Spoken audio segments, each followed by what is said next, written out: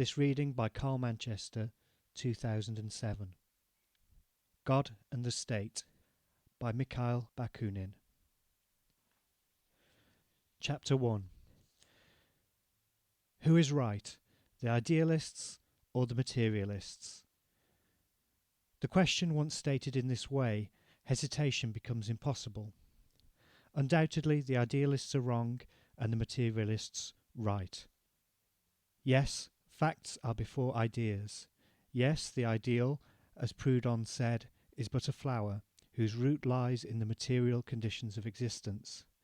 Yes, the whole history of humanity, intellectual and moral, political and social, is but a reflection of its economic history.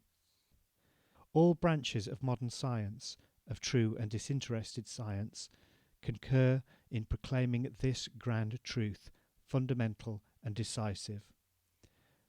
The social world, properly speaking, the human world, in short, humanity, is nothing other than the last and supreme development, at least on our planet, and as far as we know, the highest manifestation of animality. But as every development necessarily implies a negation, that of its base or point of departure, humanity is at the same time and essentially the deliberate and gradual negation of the animal element in man. And it is precisely this negation, as rational as it is natural, and rational only because natural, at once historical and logical, as inevitable as the development and realization of all the natural laws in the world, that constitutes and creates the ideal, the world of intellectual and moral convictions, ideas. Yes, our first ancestors, our Adams and our Eves, were, if not gorillas, very near relatives of gorillas, omnivorous, intelligent and ferocious beasts, endowed in a higher degree than the animals of other species with two precious faculties, the power to think and the desire to rebel. These faculties, combining their progressive action in history, represent the essential factor, the negative power in the positive development of human animality, and create consequently all that constitutes humanity in man. The Bible, which is a very interesting and here and there very profound book, when considered as one of the oldest surviving manifestations of human wisdom and fancy, expresses this truth very naively in its myth of original sin. Jehovah, who of all the good gods adored by men was certainly the most jealous, the most vain, the most ferocious, the most unjust, the most bloodthirsty, the most despotic, and the most hostile to human dignity and liberty, Jehovah had just created Adam and Eve to satisfy we know not what caprice, no doubt to while away his time, which must weigh heavy on his hands in his eternal egoistic solitude, or that he might have some new slaves. He generously placed at their disposal the whole earth, with all its fruits and animals, and set but a single limit to this complete enjoyment. He expressly forbade them from touching the fruit of the tree of knowledge. He wished, therefore, that man, destitute of all understanding of himself, should remain an eternal beast, ever on all fours before the eternal God, his creator and his master. But here steps in Satan, the eternal rebel, the first freethinker and the emancipator of worlds. He makes man ashamed of his bestial ignorance and obedience. He emancipates him, stamps upon his brow the seal of liberty and humanity, in urging him to disobey and eat of the fruit of knowledge. We know what followed. The good God, whose foresight, which is one of the divine faculties, should have warned him of what would happen, flew into a terrible and ridiculous rage. He cursed Satan, man, and the world created by himself, striking himself, so to speak, in his own creation, as children do when they get angry. And, not content with smiting our ancestors themselves, he cursed them in all the generations to come, innocent of the crime committed by their forefathers. Our Catholic and Protestant theologians look upon that as very profound and very just, precisely because it is monstrously iniquitous and absurd. Then, remembering that he was not only a God of vengeance and wrath, but also a God of love, after having tormented the existence of a few milliards of poor human beings and condemned them to an eternal hell, he took pity on the rest, and to save them and reconcile his eternal and divine love with his eternal and divine anger, always greedy for victims and blood, he sent into the world as an expiatory victim his only son, that he might be killed by men. That is called the mystery of the redemption, the basis of all the Christian religions. Still, if the divine Saviour had saved the human world, but no. In the paradise promised by Christ, as we know, such being the formal announcement, the elect will number very few. The rest, the immense majority of the generations present and to come, will burn eternally in hell. In the meantime, to console us, God, ever just, ever good, hands over the earth to the government of the Napoleon III's, of the William I's, of the Ferdinands of Austria, and of the Alexanders of all the Russias. Such are the absurd tales that are told, and the monstrous doctrines that are taught in the full light of the 19th century in all the public schools of Europe, at the express command of the government. They call this civilizing the people. Is it not plain that all these governments are systematic poisoners, interested stupefiers of the masses? I have wandered from my subject, because anger gets hold of me whenever I think of the base and criminal means which they employ to keep the nations in perpetual slavery, undoubtedly that they may be the better able to fleece them. Of what consequence are the crimes of all the Trotmans in the world compared with this crime of treason against humanity committed daily, in broad day, over the whole surface of the civilized world by those who dare call themselves the guardians and fathers of the people? I return to the myth of original sin. God admitted that Satan was right. He recognized that the devil did not deceive Adam and Eve in promising them knowledge and liberty as a reward for the act of disobedience which he had induced them to commit. For, immediately they had eaten of the forbidden fruit, God himself said, see Bible, Behold, man is become as of the gods, knowing both good and evil. Prevent him, therefore, from eating of the fruit of eternal life, lest he become immortal like ourselves. Let us disregard now the fabulous portion of this myth and consider its true meaning, which is very clear. Man has emancipated himself. He has separated himself from animality and constituted himself a man. He has begun his distinctively human history and development by an act of disobedience and science, that is, by rebellion and by thought. Three elements, or, if you like, three fundamental principles, constitute the essential condition of all human development, collective or individual, in history. 1. Human animality. 2. Thought. And 3. Rebellion. To the first properly corresponds social and private economy, to the second science, to the third liberty.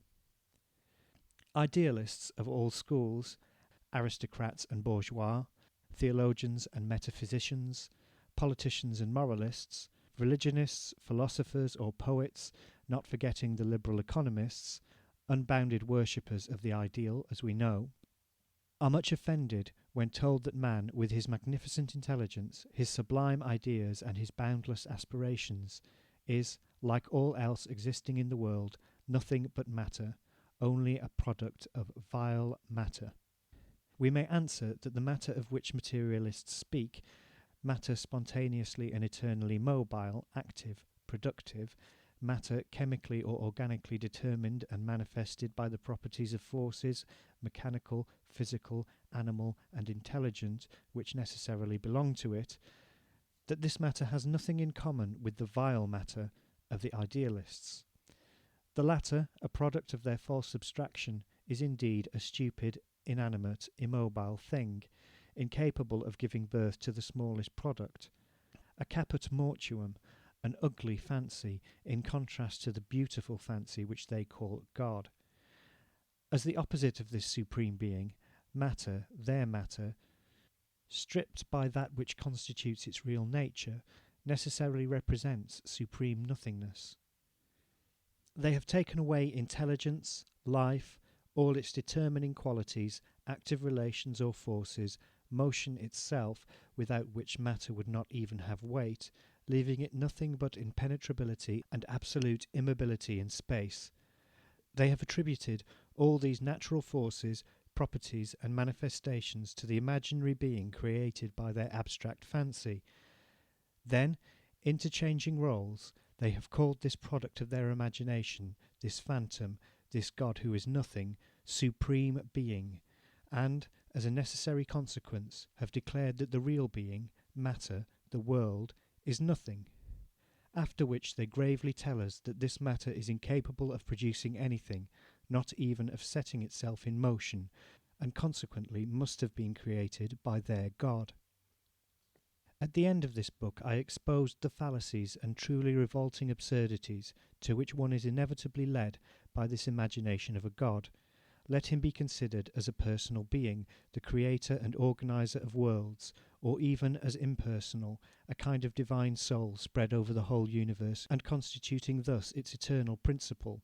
Or let him be an idea, infinite and divine, always present and active in the world, and always manifested by the totality of material and definite beings.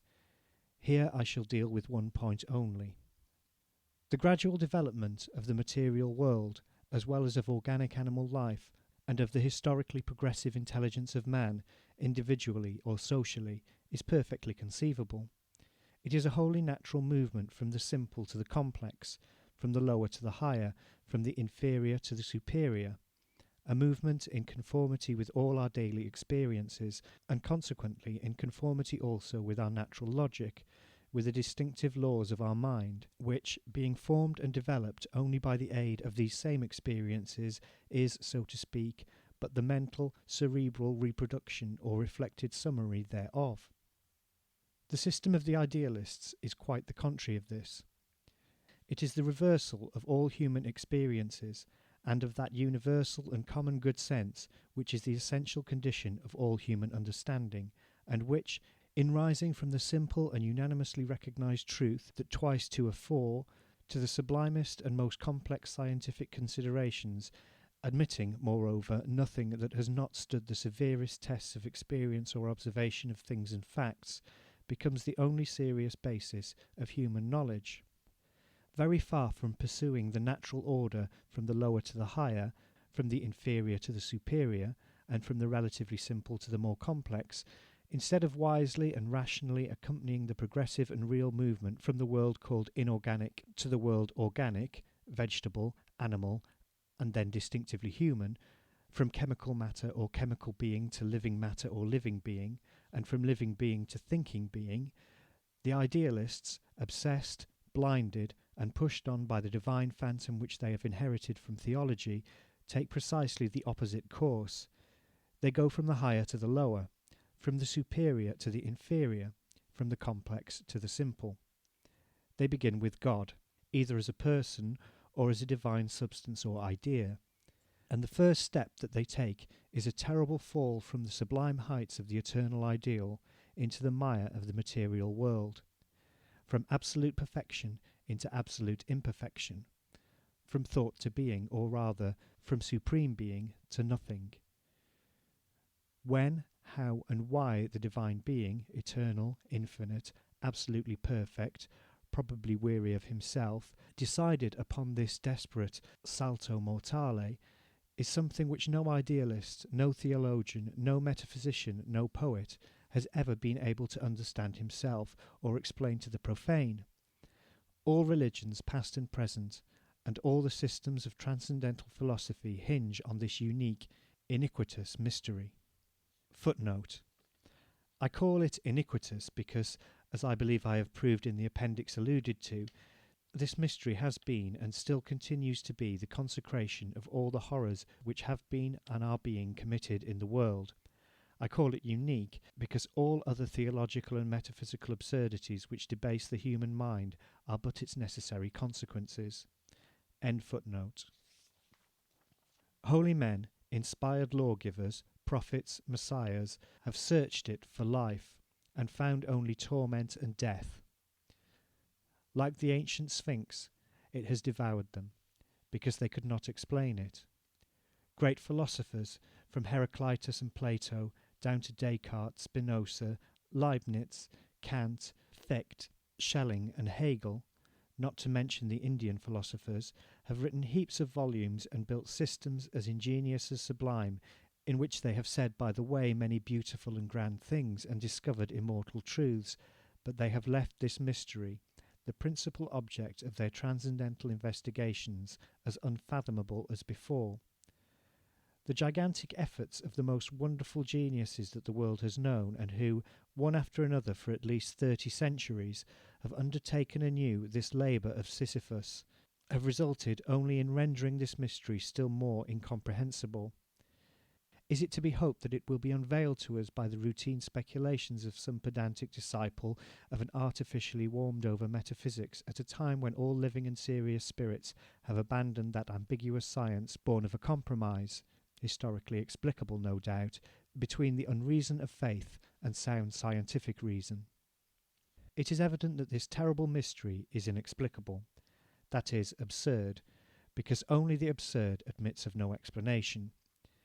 It is evident that whoever finds it essential to his happiness and life must renounce his reason and return, if he can, to naive, blind, stupid faith, to repeat with Tertullianus and all sincere believers these words, which sum up the very quintessence of theology: Credo quia absurdum. I believe because it is absurd. Then all discussion ceases, and nothing remains but the triumphant stupidity of faith. But immediately there arises another question. How comes an intelligent and well-informed man ever to feel the need of believing in this mystery? Nothing is more natural than that the belief in God, the Creator, Regulator, Judge, Master, Curser, Saviour, and Benefactor of the world, should still prevail among the people, especially in the rural districts, where it is more widespread than amongst the proletariat of the cities. The people, unfortunately, are still very ignorant, and are kept in ignorance by the systematic efforts of all the governments, who consider this ignorance, not without good reason, as one of the essential conditions of their own power. Weighted down by their daily labour, deprived of leisure, of intellectual intercourse, of reading, in short, of all the means and a good portion of the stimulants that develop thought in men, the people generally accept religious traditions without criticism, and in a lump. These traditions surround them from infancy in all the situations of life, and artificially sustained in their minds by a multitude of official poisoners of all sorts, priests and laymen, are transformed therein into a sort of mental and moral Babbit, too often more powerful even than their natural good sense. There is another reason which explains and in some sort justifies the absurd beliefs of the people, namely the wretched situation in which they find themselves fatally condemned by the economic organisation of society in the most civilised countries of Europe. Reduced intellectually and morally as well as materially to the minimum of human existence, confined in their life like a prisoner in his prison, without horizon, without outlet, without even a future if we believe the economists, the people would have the singularly narrow souls and blunted instincts of the bourgeois if they did not feel a desire to escape. But of escape there are but three methods, two chimerical and a third real. The first two are the dram shop and the church, debauchery of the body or debauchery of the mind. The third is social revolution. Hence I conclude that this last will be much more potent than all the theological propagandism of the freethinkers to destroy to the last vestige the religious beliefs and dissolute habits of the people, beliefs and habits much more intimately connected than is generally supposed. In substituting for the at once illusory and brutal enjoyments of bodily and spiritual licentiousness, the enjoyments, as refined as they are real, of humanity developed in each and all, the social revolution alone will have the power to close at the same time all the dram shops and all the churches. Till then the people, taken as a whole, will believe, and if they have no reason to believe, they will have at least a right. There is a class of people who, if they do not believe, must at least make a semblance of believing. This class, comprising all the tormentors, all the oppressors, and all the exploiters of humanity, priests, monarchs, statesmen, soldiers, public and private financiers, officials of all sorts, policemen, gendarmes, jailers and executioners, monopolists, capitalists, tax leeches, contractors and landlords, lawyers, economists, politicians of all shades, down to the smallest vendor of sweetmeats, all will repeat in unison those words of Voltaire. If God did not exist, it would be necessary to invent him. For, you understand, the people must have a religion. That is the safety valve. There exists, finally, a somewhat numerous class of honest but timid souls who, too intelligent to take the Christian dogmas seriously, reject them in detail, but have neither the courage nor the strength nor the necessary resolution to summarily renounce them altogether. They abandon to your criticism all the special absurdities of religion. They turn up their noses at all the miracles, but they cling desperately to the principal absurdity, the source of all the others, to the miracle that explains and justifies all the other miracles, the existence of God. Their God is not the vigorous and powerful being, the brutally positive God of theology. It is a nebulous, diaphanous, illusory being that vanishes into nothing at the first attempt to grasp it. It is a mirage, an ignis fatuus, that neither warms nor illuminates, and yet they hold fast to it, and believe that, were it to disappear, all would disappear with it. They are uncertain, sickly souls who have lost their reckoning in the present civilization, belonging to neither the present nor the future, pale phantoms eternally suspended between heaven and earth, and occupying exactly the same position between the politics of the bourgeois and the socialism of the proletariat. They have neither the power nor the wish nor the determination to follow out their thought, and they waste their time and pains in constantly endeavouring to reconcile the irreconcilable. In public life, these are known as bourgeois socialists. With them or against them, discussion is out of the question. They are too puny. But there are a few illustrious men of whom no one will dare to speak without respect, and whose vigorous health, strength of mind, and good intention no one will dream of calling in question. I need only cite the names of Mazzini, Michelet, Quinet, John Stuart Mill. Footnote: Mr. Stuart Mill is perhaps the only one whose serious idealism may be fairly doubted, and that for two reasons. First, that if not absolutely the disciple, he is a passionate admirer and adherent of the positive philosophy of Auguste Comte, a philosophy which, in spite of its numerous reservations, is really atheistic. Second, that Mr. Stuart Mill is English, and in England to proclaim oneself an atheist is to ostracize oneself, even at this late day. End footnote. Generous and strong souls, great hearts, great minds, great writers, and the first, the heroic and revolutionary regenerator of a great nation, they are all apostles of idealism, and bitter despisers and adversaries of materialism, and consequently of socialism also, in philosophy as well as in politics. Against them, then, we must discuss this question. First, let it be remarked that not one of the illustrious men I have just named, nor any other idealistic thinker of any consequence in our day, has given any attention to the logical side of this question, properly speaking. Not one has tried to settle philosophically the possibility of the divine salto mortale, from the pure and eternal regions of the spirit into the mire of the material world. Have they feared to approach this irreconcilable contradiction, and despaired of solving it after the failures of the greatest geniuses of history? Or have they looked upon it as already sufficiently well settled? That is their secret.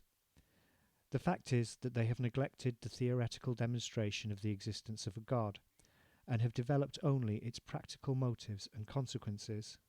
They have treated it as a fact universally accepted, and, as such, no longer susceptible of any doubt whatever, for sole proof thereof limiting themselves to the establishment of the antiquity and this very universality of the belief in God.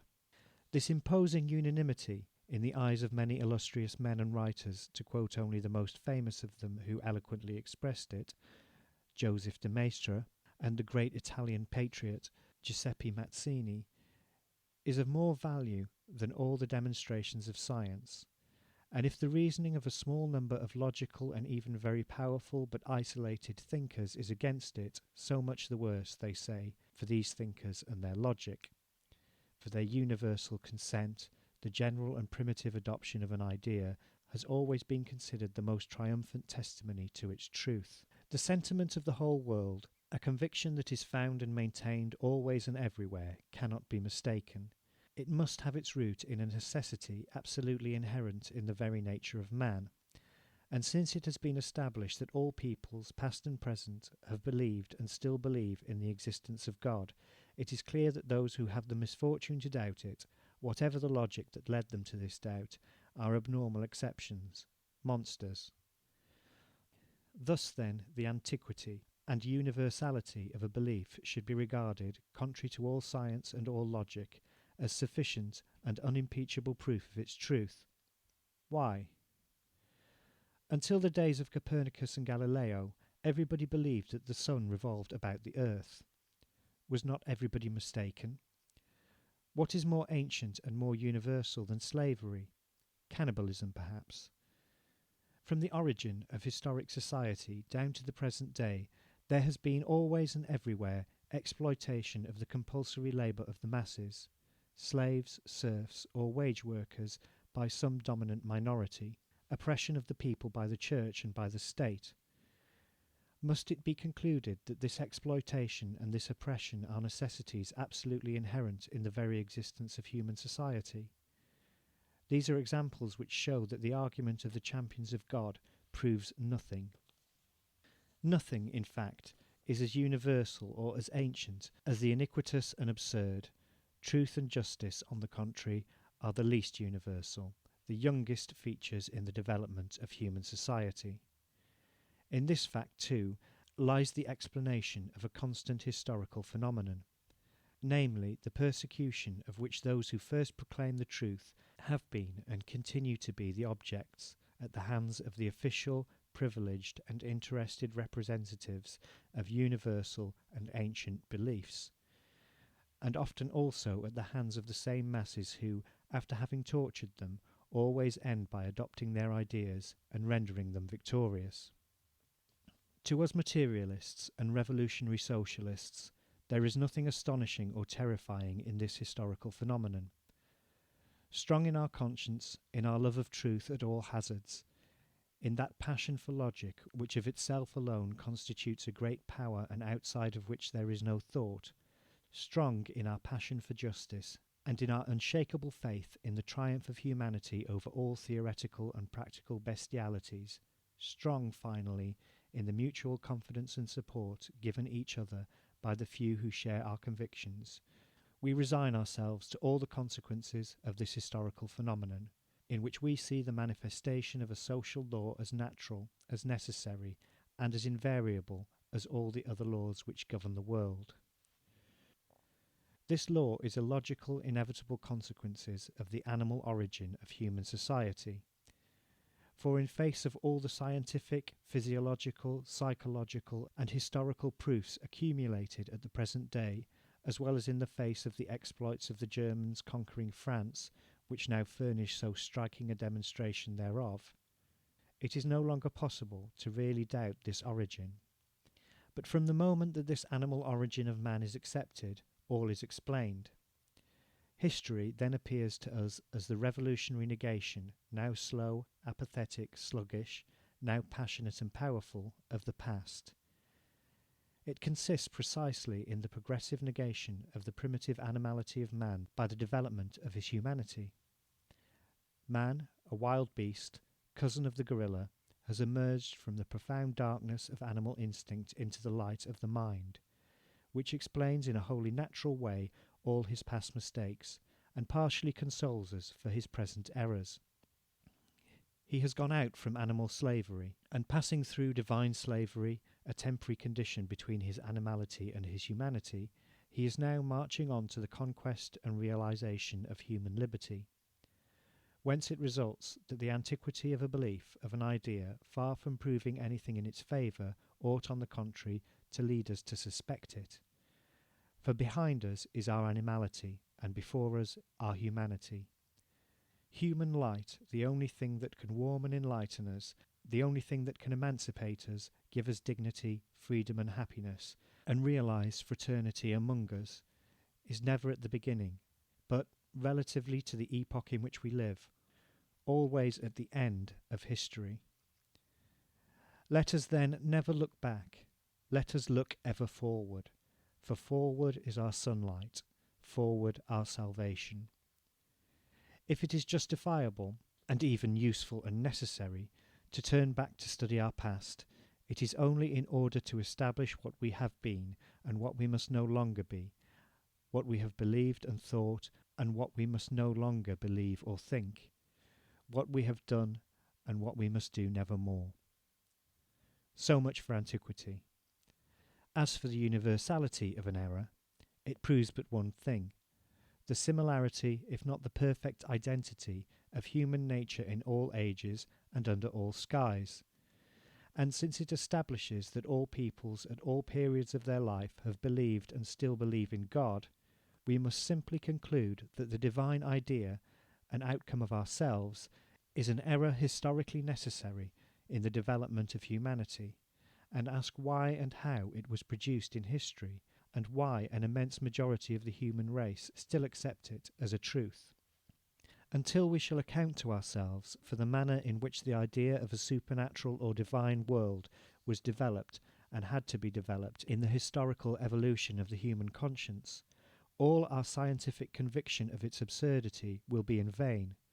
Until then we shall never succeed in destroying it in the opinion of the majority, because we shall never be able to attack it in the very depths of the hut-man being where it had birth. Condemned to a fruitless struggle, without issue and without end, we should forever have to content ourselves with fighting it solely on the surface, in its innumerable manifestations whose absurdity will be scarcely beaten down by the blows of common sense before it will reappear in a new form no less nonsensical. While the root of all the absurdities that torment the world, belief in God, remains intact, it will never fail to bring forth new offspring. Thus, at the present time, in certain sections of the higher society, spiritualism tends to establish itself upon the ruins of Christianity. It is not only in the interest of the masses, it is in that of the health of our own minds, that we should strive to understand the historic genesis, the succession of causes which developed and produced the idea of God in the consciousness of men. In vain shall we call and believe ourselves atheists, until we comprehend these causes, for until then we shall always suffer ourselves to be more or less governed by the clamours of this universal conscience whose secret we have not discovered, and, considering the natural weakness of even the strongest individual against the all-powerful influence of the social surroundings that trammel him, we are always in danger of relapsing sooner or later, in one way or another, into the abyss of religious absurdity. Examples of these shameful conversions are frequent in society today. End of chapter 1.